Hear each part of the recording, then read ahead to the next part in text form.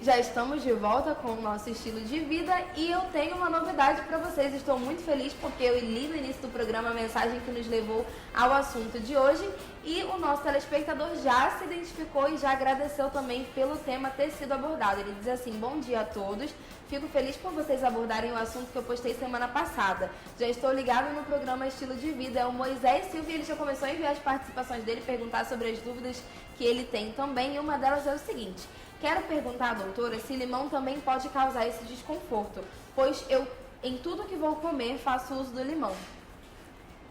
Moisés, sabe que é uma pergunta bastante frequente no dia a dia, nas consultas, né, que os pacientes sempre perguntam: e o limão?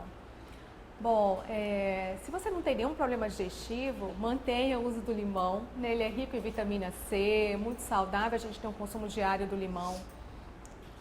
Mas se você tem algum problema digestivo, especialmente a doença do refluxo, os cítricos, né, os alimentos mais azedos, mais cítricos, eles podem piorar os sintomas, né? A questão é observar se o consumo do limão, do suco, ou do limão na alimentação, numa salada, se isso desencadeia os sintomas, aí é evitar. Então, sempre que a gente tem esse problema de gastrite, tem alguns alimentos que desencadeiam, é a gente ir observando no dia a dia e começar a evitar aqueles alimentos que desencadeiam, que causam sintomas. Mas se no seu caso o limão não causa desconforto, mantenha o uso, que ele é muito saudável. E ele não enfatiza, ele diz assim: Isabelle, eu gosto muito de farinha e limão. Será que tenho que ter cuidado? O que posso comer à vontade? Então o limão a gente já sabe que está liberado desde que ele não tenha nenhum tipo de problema. Mas e a farinha? Tem algum problema para o estômago? Sim.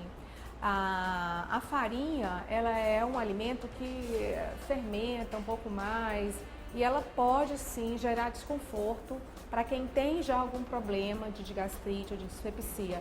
Então é ficar atento, observar se naquele dia que come farinha tem mais desconforto, aí é evitar, diminuir o consumo, né?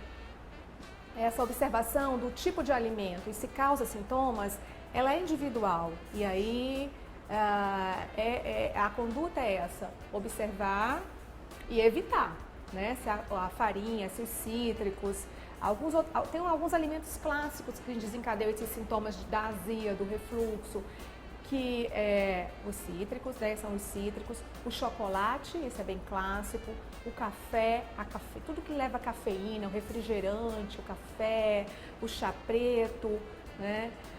Aos alimentos gordurosos, alimentos com alto teor de gordura, então evitar frituras, evitar alimentos ricos em gordura, tirar a gordura visível dos alimentos. Então esses são os clássicos. Tem um outro hábito, Isabelle, que é muito comum no nosso dia a dia, que é tomar líquido durante as refeições. Então eu estou aqui com o meu copo de suco, um copo de água durante o almoço, durante o jantar. Para quem tem esses sintomas, aí é melhor evitar, porque distende muito o estômago e acaba favorecendo o refluxo, a saída do ácido do estômago para o esôfago, gera desconforto, né? Um outro hábito também que a gente tem que observar se desencadeia, né, se leva ao aparecimento dos sintomas, é deitar de estômago cheio, deitar logo após uma refeição.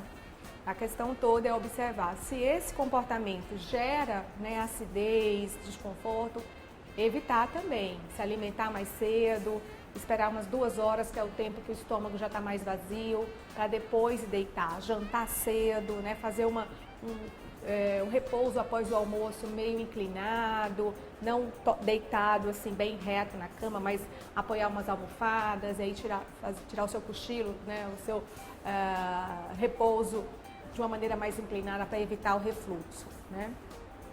O nosso diretor de TV, Emerson Campelo, acabou de dizer para mim que ele tem uma relação também com o açaí e a gastrite, porque ele disse que tem gastrite, que sofre desse mal, porém, quando ele come açaí e não coloca leite, quando ele toma o açaí sem o leite, aí realmente provoca algum incômodo no estômago dele. Quando ele utiliza o leite, não provoca nenhum tipo de estômago. Existe alguma relação ou é só coisa da cabeça dele, doutora? Emerson, parabéns, você está observando muito bem os seus sintomas, né? Então, o consumo do leite, ele pode sim ajudar ali momentaneamente a controlar a acidez, né? A gente não recomenda o uso do leite continuado, porque o excesso de leite aí já vai ter um efeito ao contrário. O excesso de leite, ele induz o aumento da acidez, porque o leite é rico em cálcio e ele estimula a secreção ácida. Então, uma quantidade pequena, associada a algum alimento que desencadeia desconforto, pode sim. Então, pode manter esse hábito, né? O açaí é saudável e pode manter o leite, já que isso te gera né, alívio, né? E você permite você manter a ingesta do açaí. Dieta muito rica em gorduras, como frituras e carnes, contribuem para o aparecimento de gastrite ou agravam os sintomas? É a Maria das Graças, da Vila da Prata.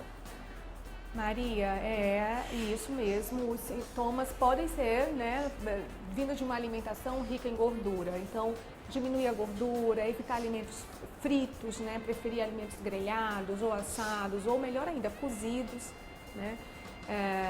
Mas de uma maneira geral, a gordura sim, ela desencadeia os sintomas para quem tem gastrite, para quem tem o refluxo. E é um cuidado que a gente tem que ter no dia a dia com esses pacientes, né, portadores desse problema. A Gleice quer saber se a gastrite pode evoluir e se transformar em uma úlcera. A gastrite, ela pode ser uma manifestação de uma úlcera, né, Gleice? Então, esse desconforto, por si só, ele não é capaz, só dessa informação, do médico afirmar com segurança do que se trata a sua gastrite. Que a gastrite pode ser de medicamento, pode ser o início de um câncer, pode ser uma úlcera. Então, muitas vezes, se os sintomas não melhoram com o cuidado da alimentação, né, é necessário procurar uma ajuda médica, né? E um dos exames que o médico precisa fazer para investigar esses sintomas é a endoscopia digestiva, né? Que é um exame que através de um aparelho, né, que vai da boca até o estômago, visualiza, né, é capaz de examinar o estômago, o esôfago e observar se tem alguma feridinha, alguma úlcera, se tem alguma lesão sugestiva de câncer. E aí, havendo essa úlcera, existe um tratamento específico para a úlcera, né? A úlcera é geralmente causada ou por um medicamento ou por uma bactéria, que é conhecida como Helicobacter pylori, aí são medicamentos próprios, antibióticos, tomados por um período maior. Então, sim, né, com relação à sua pergunta, esses sintomas de gastrite, eles por trás pode estar a presença de uma úlcera no estômago, uma úlcera no intestino. O estresse pode ser considerado sinônimo de predisposição à gastrite? Carla da Compensa. Carla, o estresse ele é capaz de gerar, né, os sintomas digestivos. E se você associar que os seus sintomas digestivos iniciam por causa do estresse, aí é identificar qual é o fator do estresse e procurar contornar aquela situação, né, para você então ficar bem com o seu estômago, ficar em paz com o seu estômago. Azias frequentes podem ser sinais de que a gastrite está prestes a se instalar? Isabela, da Cidade Nova. Isabela, a azia, ela é uma característica de uma doença chamada doença do refluxo gastroesofágico, que é quando o ácido do estômago fica com a tendência a retornar para o esôfago. Então é uma situação separada da gastrite, mas a azia ela sinaliza para esse problema digestivo, é também um problema digestivo, e esse problema digestivo ele compartilha dessas informações que a gente falou aqui, o cuidado com a alimentação, né? Evitar o álcool, o tabagismo, os alimentos cítricos, alimentos gordurosos, refrigerantes, frituras, né? Então são doenças diferentes, mas que compartilham dos mesmos cuidados. Doutora, como evitar e chegar à cura, já que é uma doença? Moisés Silva, do Tancredo Neves. E em relação a essa questão de evitar e da cura, né, a gente já estava conversando que evitar já esses alimentos, a questão do cítrico, a questão da gordura já é um fator bem importante. Mas quando você vai fazer o diagnóstico, quando você precisa de um diagnóstico dessa doença, quando você realmente precisa confirmar se essa doença existe ou não, existe endoscopia, né? Exato. E essa endoscopia faz parte do processo também. O que seria endoscopia?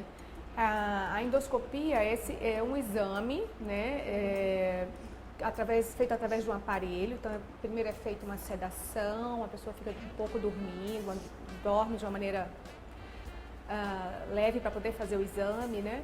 Então o aparelho é colocado através da boca e chega até o estômago e ele visualiza todo esse trajeto, né? Ele é projetado uma imagem numa tela de computador e o médico endoscopista ele consegue visualizar, avaliar se tem alguma inflamação, se tem algum local com alguma suspeita de alguma outra doença que tem que coletar o material, que é a biópsia, né? E mandar para o laboratório. Então tem esses passos. A endoscopia ela começa a ser indicada em algumas situações que a gente chama sintomas de alarme. O que é isso? Se esses sintomas digestivos, eles se iniciam após os 55 anos, né? Então, é um sintoma de alarme. Se esses sintomas de gastrite, eles estão associados à perda de peso, isso é um motivo de alarme, é um motivo para procurar atendimento médico. Se os sintomas estão associados a vômitos, então vômitos frequentes, vômitos diários, é um outro motivo para você procurar atendimento médico. Se há presença de sangue, vômito com sangue ou presença de fezes com sangue, fezes enegrecidas. Se o paciente começa a perceber, né, algum desconforto maior, algum incômodo maior na região do estômago, é um outro motivo. Então, quando há uma demanda pela procura do atendimento médico e o médico identifica esses sinais de alarme, é uma indicação para se fazer endoscopia, né? Porque a gastrite ela é muito comum na nossa população. Então, foi criado alguns critérios para se indicar a endoscopia, porque muitas vezes a gastrite é um erro alimentar, mas pode ser uma manifestação de uma úlcera, de um câncer, e aí só a endoscopia vai poder dar essa informação, dar esse diagnóstico, né? Então, nesse grupo, nesses sintomas de alarme, é quando o médico vai solicitar esse exame para confirmar o diagnóstico. Nesse caso, a endoscopia apresenta algum risco para o paciente? Ou é um exame, por exemplo, que eu poderia fazer uma vez por mês ou de 3 em 3 meses, que não me apresenta nenhum tipo de negatividade? Não, a endoscopia é um exame, é feita uma medicação endovenosa, né, pela veia, que é a sedação, o aparelho. É um exame seguro, mas não é um exame sem risco nenhum, né? Então, por isso que não é indicado de uma maneira generalizada para todos que têm algum desconforto.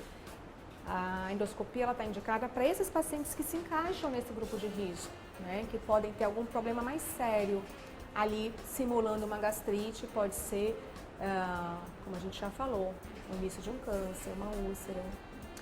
Doutora, nós vamos fazer mais uma pausa aqui no nosso bate-papo. Agora eu vou te dar um tempo um pouquinho maior para você pensar nas suas dúvidas, nos seus questionamentos e enviar pra gente, para nós tirarmos daqui a pouco aqui no Estilo de Vida. 92 é o código de Manaus, 98111-4512. É o número da nossa produção, nós estamos esperando pela sua participação. Não deixa de enviar, daqui a pouco a gente volta.